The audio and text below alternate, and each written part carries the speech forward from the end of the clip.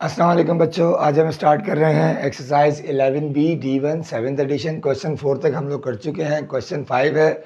अच्छा जी देखें, ये मैंने आपको देखिए, ये तो रोम्बस भी है, रोम्बस की भी ऑलमोस्ट प्रॉपर्टी सेम होती है कि ऑपोजिट एंगल बराबर होते हैं, ठीक है। लेकिन रोम्बस की सबसे अहम बात ये होती है कि अगर मैं 20 से उसको 2 कर दूं, ठीक है, तो इसके ये z बन रहा है। चलें पहले करते हैं फिर बात करते हैं। सबसे पहले तो देखिए जी, a आ जाएगा a is equal to 114 degree. Reason क्या आ जाएगी जी? ऑपोजिट एंगल, ठीक है, ये तो आ गई पहली बात। अब आ जाए, आपने b फाइंड करना है। अगर आप गौर करो भाई, मैंने क्या कहा, रोम्बस की चारों साइड्स बराबर होती हैं, तो अगर मैं उसको बीच से आधा कर दूंगा तो इसका ये वाला एंगल और ये वाला एंगल सेम हो जाएगा, जारी बात है आइसोसेलेस ट्रायंगल बन जाएगा।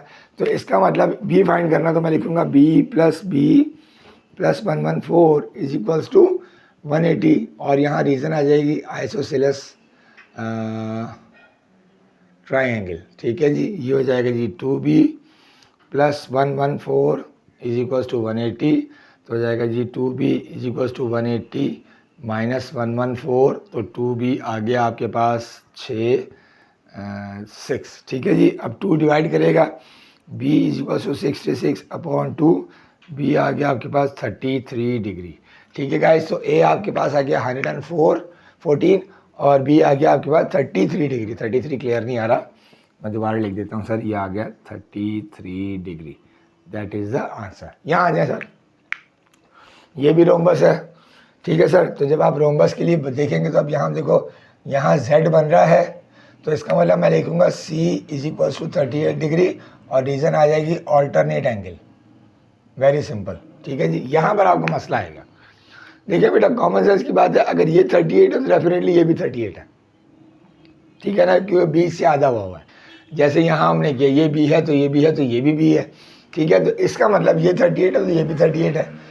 ऑब्वियसली कॉमन सेंस की बात है, फिर ये 38 है तो ये भी 38 है, ठीक है। तो मैं लिखूँगा कि जी d is equals to 360 minus 38 into 4। अब देखिए 38 इंटू 4 क्यों किया मैंने, ठीक है, 38 इंटू 4 मैंने, बल्कि यहाँ पर क्या आ जाएगा 2d, ठीक है जी। अब देखें, कॉमन सेंस की बात है, ये 38 है, ये भी 38 है, और कॉमन सेंस की बात है, अगर ये c 38 आया तो इसका ये 38 है तो ये भी 38 है। अब ये हो गया आपका 4 38, यानी एक एंगल की अगर मैं बात करूं तो एक एंगल है आपके पास, ये है आपके पास 76, यानी ये भी 76 है, ये भी 76 है।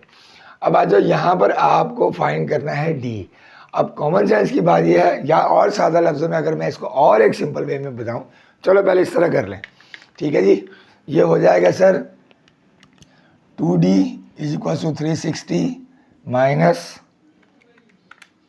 152, ये हो जाएगा जी 2d इज इक्वल्स टू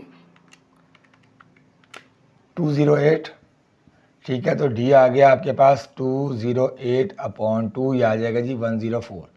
ये थोड़ा सा लेंदी हो गया, मैं आपको एक और आसान तरीका बता देता हूँ भाई। मैंने अभी आप पिछला सवाल हमने करके आए हैं कि अगर ये 38 है तो ये भी 38 है, तो मैं लिख सकता हूँ d plus 38 is equals to 180, तो हो जाएगा d plus 76 is equals to 180, तो d आ जाएगा आपके पास 180 माइनस 76 इज इक्वल्स टू 104, ठीक है। ये कर लो या ये कर लो, कोई इतना बड़ा इशू नहीं है, दोनों आपके करेक्ट आंसर्स हैं, ठीक है बेटा। अब हम करते हैं आपका सी पार्ट। अच्छा जी, ये है बेटा आपका सी पार्ट। डायग्राम थोड़ी सी टेढ़ी बनी है तो कंफ्यूज मत होइएगा, ये एग्जैक्टली सेम बनाई है मैंने, ठीक है जी। अब आप ये देखो, रोम्बस है, रोम्बस की मैंने क्या कहा था आपको कि चारों साइड बराबर होती हैं।